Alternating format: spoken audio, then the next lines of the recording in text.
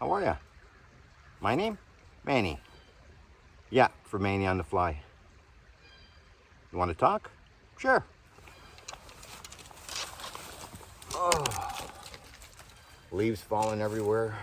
And how's your day? My day? Not too bad. I'm on a beautiful creek, of course. Steelhead are running. Not bad. Haven't hooked into one, but saw a few. You want to do a little streamside chat? Sure. That's a great idea. I should start a new weekly video and call it Manny on the Fly's Streamside Chat. Sounds good. Good idea. Oh, you're welcome. What do you want to talk about? Me? For the first Streamside Chat, how about how unique fly fishermen are? And what I mean by unique is most fly fishermen are sometimes a little crazy. There's purists out there, there's modern day fly fishermen, and they don't seem to agree on a lot of things. Now, personally, I call myself a mixture of both. Sure, I love dry fly fishing, streamer fishing, wet fly fishing, but steelhead season, I go a little bit modern. I do some bead fishing, of course, using a fly rod, which is great. Hooked into quite a few yesterday. Didn't land any, of course, but trying to land 10-pound steelhead on a small creek with a lot of deadfall, good luck. Yeah, I know. But as they start coming up and the water comes up with some rain, hopefully we get soon, I think I'll be landing a few. Look for those videos, of course. So yeah, sorry. Back to how unique fly fishermen are. So the debate's always been, well, if you're a fly fisherman, you got to use flies that you've tied, be it feathers or whatnot. Really, who decided that? Now, again, I've been fly fishing for over 35 years, and you got to change with the times if you want to catch some fish. Sure, if you want to stick to your little niche and call yourself a purist and only use dry flies or whatnot, that's fine.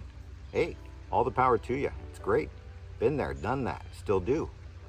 But sometimes you got to change with the times, we call it. So what about maybe getting into some bead fishing for steelhead? Perhaps using some rubber row imitations that you can put on a hook that you've tied onto your leader. Why not? You're using a fly rod, and who's to say that one is not fly fishing and one is? If there are people out there that say that, that's fine. But personally, whatever works, I will use to a certain degree. It's your choice. It's my choice. Yeah, I won't go as far as putting a live worm on my hook or using actual roe from a fish. I am strictly catch and release, so I wouldn't harm a fish, even to get their eggs or whatnot. But of course, in fly fishing, we imitate. We imitate what they eat. And why not imitate what they eat when their steelhead are coming up the stream and they're feeding on salmon eggs? So why not represent what they're eating? Now, can you tie your own egg patterns? Of course, I tie my own egg patterns. And I use sucker spawn. I have a great video on tying a sucker spawn imitation. That works great. So that's okay to use, but not a bead. Why? Because I didn't tie it? Sure, I didn't tie a bead. It's a plastic bead. I could make my own mold. Who knows? But getting back to how unique fly fishermen are. So I want to hear from everyone out there. And again, let's keep the comments clean, the responses clean. Let's not badmouth anyone. I just want to hear about you as a fly fisherman. Do you agree with changing with the times and going out and using beads? or imitation row on the end of your hook? Or are you saying, no way, I'm still using a nymph, I've tied myself for the steelhead or a streamer? I want to know from you. And I also want to know, give me a topic for the next Streamside Chat with Manny on the Fly.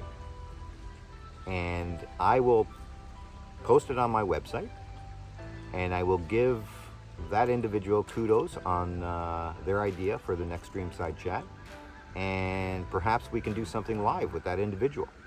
Again, it'll be on my website, mannyonthefly.com, and please leave me a message, give me a topic on what you want to talk about for the next Streamside Chat with Manny on the Fly. And until then, don't forget, Manny on the Fly. Follow the adventure.